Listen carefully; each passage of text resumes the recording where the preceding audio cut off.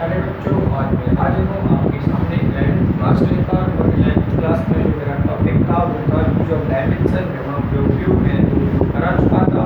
पहला प्यूब था एक मात्रक पद्धति के मान को बदलना, तथा दूसरा जो उपयोग है वो था विभिन्न भौतिक समीकरणों की सत्यता की जांच करना। अब आज जो मेरा थर्ड उपयोग है वो है विमाओं की सहायता से विभिन्न भौतिक राशियों में संबंध स्थापित करना। तो बच्चों, इसको हम कैसे करते हैं? सबसे पहले हमें इसमें ध्यान रखना है कि जो जिन भौतिक राशियों में संबंध स्थापित करना है उन राशियों वो राशि किन किन राशियों पर निर्भर करती है। यानी पहला जो हमें ध्यान रखना है कि वो राशि किस बात पर निर्भर करती है। जिन राशियों में संबंध स्थापित करना है वह राशि किन राशियों पर निर्भर कर रही है, किन राशियों पर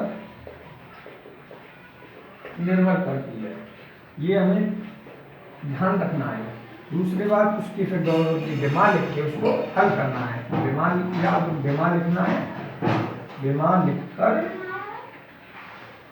हल करना है, ये हमें ध्यान करना है। अब देखिए, मैं एक एग्जाम्पल के माध्यम से आपको इसको समझाने का प्रयास करता हूँ। न्यूमेरिकल दे रखा है कि किसी सरल लोलक का आवर्तकाल T, धागे की लंबाई L तथा द्रव्यमान M और वृत्तीय त्वरण G पर निर्भर करता है। विमीय विधि से सरल लोलक के आवर्तकाल के लिए सूत्र स्थापित कीजिए।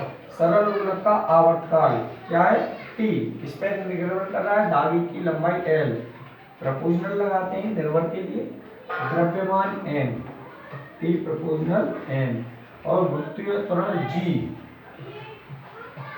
पर निर्भर करता है। ये मैं इसको हल कर रहा हूँ, ठीक है। तो ये बच्चों मेरे को तीन राशियों का नाम करता है, मैंने तीनों लिख लिए। अब इसको मैं लिखता हूँ T proportional to L M G, तीनों को मैंने मिला के लिख दिया है। कांस्टेंट का आपको बताया प्रपोजनल लगाते हैं यानी कांस्टेंट लगाएंगे और कोई भी घात चढ़ा लेंगे। मैंने A B C घात चढ़ा ली और इसको मैंने समीकरण नंबर 1 बना दिया। इसको क्या बना लिया मैंने? समीकरण नंबर 1। अब देखिए बच्चों, अब क्या करना है आपको? पहले दोनों ओर की विमा लिखेंगे, दोनों ओर की विमा लिखेंगे। अब T क्या है? आवर्तकाल, और आवर्तकाल की विमा आपको पता है क्या होती है? T के कांस्टेंट की कोई विमा नहीं होती। L क्या है? यहाँ L लंबाई है और लंबाई की विमा क्या होती है बच्चों? L। L क्या है? लंबाई, और लंबाई की विमा क्या होती है? L। M द्रव्यमान की विमा M और वृत्तीय त्वरण E पावर है, इसका B पावर है। वृत्तीय त्वरण की विमा LT-2, त्वरण कोई सा भी हो विमा 2 होती है की पावर C। अब मेरे को क्या करना है? यहाँ L की पावर A, M की पावर B, T की पावर 2C, इन दोनों को देखिए, मैं इसको एक टॉपिक है इसको मिला के लिख रहा हूँ, ये थोड़ा सा ध्यान देना है बस। इधर मैंने लिख दिया सबसे पहले M की पावर, देखिए यहाँ B है, L की पावर इधर A और C, तो गुणा करने में घातें जुड़ती हैं तो इसलिए A प्लस C हो जाएगी, और इधर T की पावर माइनस के 2C। ये थोड़ा सा आपको ध्यान देके समझना है। देखिए मैंने आपको बताया था विमीय सूत्र में हमें तीन राशि चाहिए। तो देखिए T था, तो n की पावर 0 कोई नहीं होता है, n की पावर 0 का मान 1 होता है। 1 का n को हम कहीं भी कर सकते हैं। L की पावर 0 का मान 1 होता है, इसलिए इसका भी कर सकते हैं। इस पे देखिए मैंने क्या किया है, इसको MLT में लिखना है, तो m की पावर b है, यहाँ b लिख दिया। L की पावर देखिए a तो यहाँ थी, L की पावर c यहाँ है, तो इसको क्या लिख दूंगा? L की पावर a प्लस c। ऐसी T की पावर है, आप देख रहे हैं इधर माइनस 2C है, 2C है।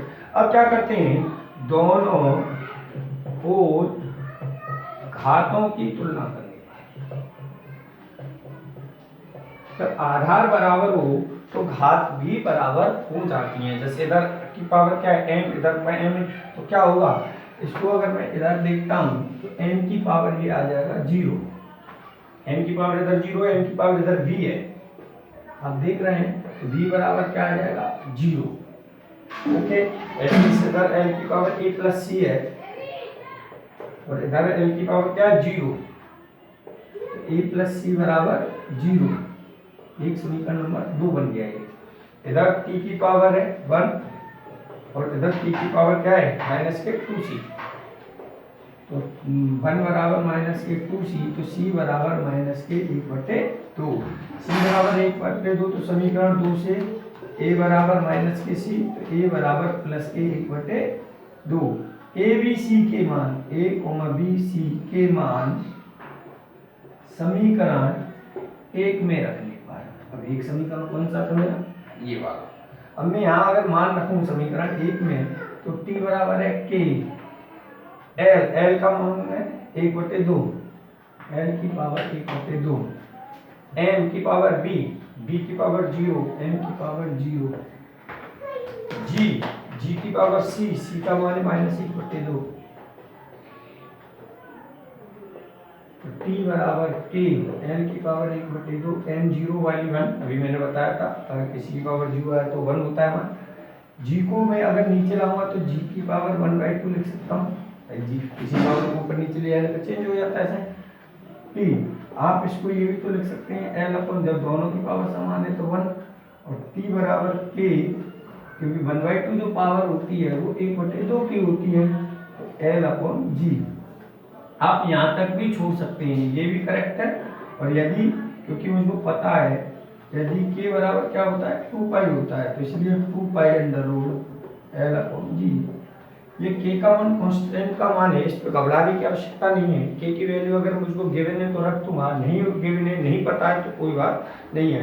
इस प्रकार मैंने इसको समझाने का प्रयास किया है। पुनः एक बार देखेंगे मैंने क्या किया था। कोई सरल लोलक आवर्तकाल t, तारी लंबाई l, द्रव्यमान क्षेत्र t पर निर्भर करता है। मैंने तीनों को मिला के लिखा, यहाँ प्रोपोर्शनल साइन हटाया, k लगाया, l m a g c की पावर लिखी, दोनों की विमाएं लिखी, विमाओं को समान किया और समान करने के बाद हल किया। अगर कोई प्रॉब्लम है तो आप मेरे से पूछ सकते हैं व्हाट्सएप या ऑनलाइन क्लास जूम के माध्यम से। आज की क्लास यहीं समाप्त होती है। Thank you all of you.